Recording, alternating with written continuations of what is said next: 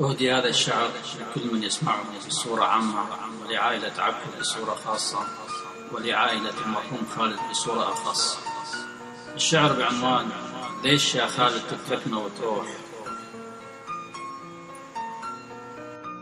شريد أكتب لك من شعر، وشريد أقل للناس، ونشف من القلم حتى الحبر، لأن سالفتك تشي بالراس، لأن القلم يحتج وما ينزل حبر، والقلم ما يقبل يكتب ولا ينداس، وأنا جبرت يكتب قصتك جبر، ويغبرها لكل الناس، ويغبرها لكل الناس. القلم ينزف لك دمع، ما يكتب لك بالحبر، حتى القلم احتارش يكتب لك، لأن حبره نشف يا زين، مثل ما نشف حتى الدمع بالعين. لأن القلم ينزل على الورق مثل الجمر، حتى الورق مل من الصبر. شقول يوم الأحد تفوت المستشفى بسكوت، ويوم الأربعاء تندفن وتموت. ودخلت العملية يوم الاثنين، وكان كل المعلومات تقول إن جرحك كان زين. شجاك وتخربطت، والسكر إجاك منين؟ ليش تسرعت بالرحيل وما فادك حتى الأكسجين؟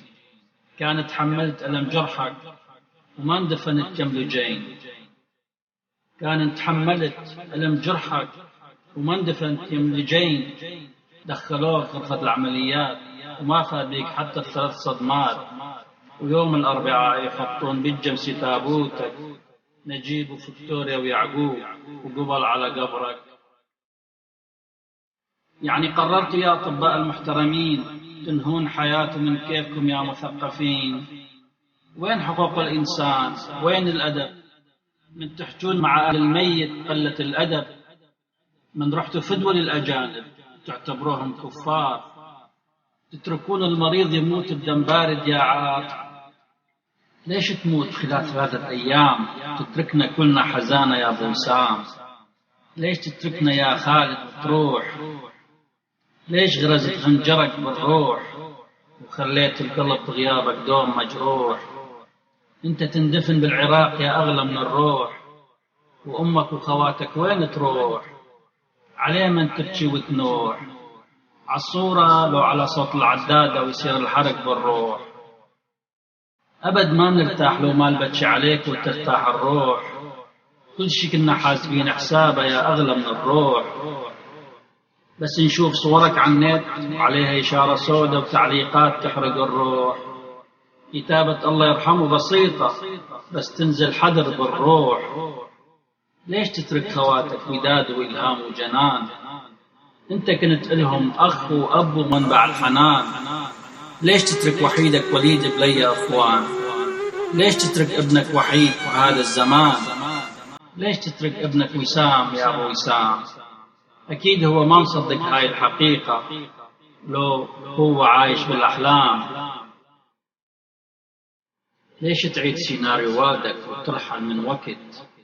يا خالد برحيلك ذكرتنا بكل أمواتنا، ذكرتنا بأبوك وإبراهيم ونعيم، بأمي وأبوي وعمار وعامر، بعمي ياقو ولجين ونادر، ذكرتنا بعمي قورية وغانم وساهر، ذكرتنا بعمي رفو ويونس وجوهر، ذكرتنا بعمي ميخا وصليبة وعادل، بعمي عزو وعمي قطرس وكامل. أبد ما راح ننساك يا خالد، يعني أنت تبقى بأرواحنا وضمائرنا إلى الأبد خالد. وهسه قمنا نتذكر كل الذكريات اجت على البال، وانت هسه صرت مثل الخيال. لا تعتقد قد ما نبكي وانت بعيد عنا نرتاح، إلا إذا طفح دمع العين عليك يا ولد الصباح.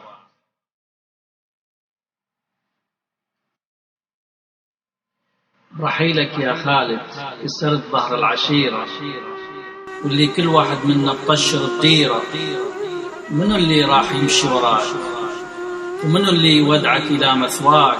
ومنو اللي ينزلك بقبرك ويتلقاك؟ ومنو اللي ينزلك بقبرك ويتلقاك؟ ومنو اللي راح يخفف عن محبيك؟ سكنت الديرة غير ديرتك، وعالجوك بديرة غريبة عنك، وموتوك بلا سبب بغير يومك. دفنوك بمسقط راسك ومثل الغريب بالقبر حطوك، ورجعوا لألقوا يتلقون التعازي، وبتلسطك دفنوك وعافوك. ما أظن أكو غربة أكثر من غربتك. لو كان صار اللي صار بغير دولتك، على الأقل كنت قريب من أمك وأختك، على الأقل كنت قريب من أمك وأختك. زاد حزن أهلك عليك ويقولولك إن عيشتهم بدونك محال. كيف يصبر بدونك محبيك يا أحلى موال؟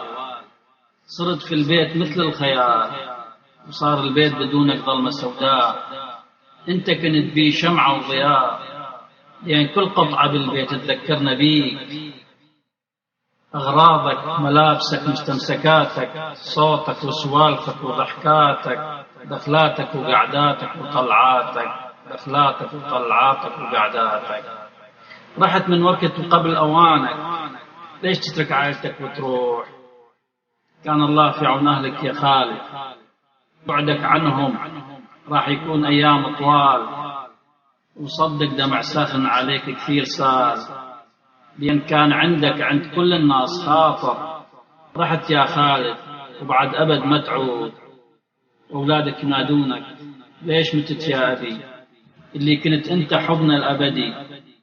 رحت وتركتنا في بستان مليء بالشوك والأحزان، ها قد صرنا من بعدك أيتام، وكان الموت عليك حرام. من دونك ما تحلى الدنيا يا أبو ميلاد وهبة وسام. فشلون نقدر نعيش بدونك؟